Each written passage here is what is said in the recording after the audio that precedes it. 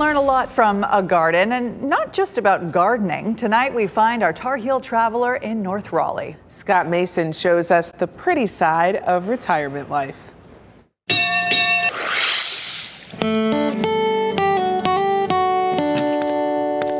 It's like an art show. The flowers and plants. Your palette, and do anything you want to with it. I have 2 solar butterflies, rain gauge, a sundial. The garden at the Cypress of Raleigh retirement community. Oh, it's spectacular. It's also a connection. Really wonderful people from all over the country.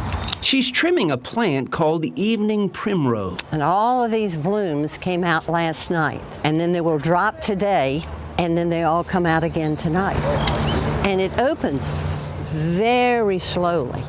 So you can watch the bloom just open up.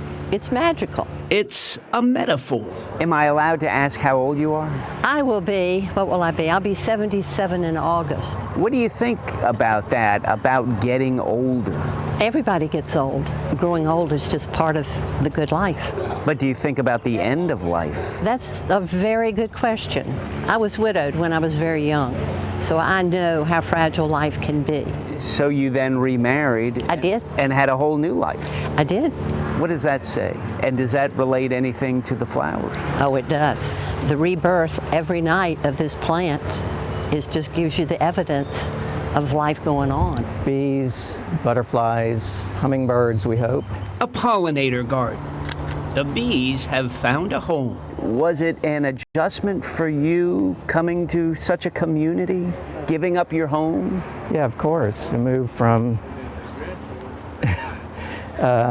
but it worked out just fine. We loved our home, our community, and our friends, and that was hard. Why did you move? Because we're getting old. All my life I've had purpose. I moved here and I had no purpose. But he found new purpose. I got extra tomatoes. You want some? Why is purpose important? I wouldn't feel good about just consuming the earth's resources and not giving something back. There you go. Thank you so much. You're welcome. I appreciate it. Yeah. And so you want this garden to flourish? You bet. I do. We've always enjoyed working with nature, having our hands in the dirt and seeing things grow, feeling a part of life, watching it develop. It's beautiful. And it's a community. And you can eat some of the produce. Yeah. So this whole property used to be a horse farm? Yeah, What a transformation. I know. Well, it's such a wonderful place. We're very fortunate. I know that. Not everyone is able to live in a special place like this. You can watch it change and develop and grow. Sometimes it flourishes and sometimes it doesn't. And then you have to figure out what the reasons are. And that's kind of the way life is.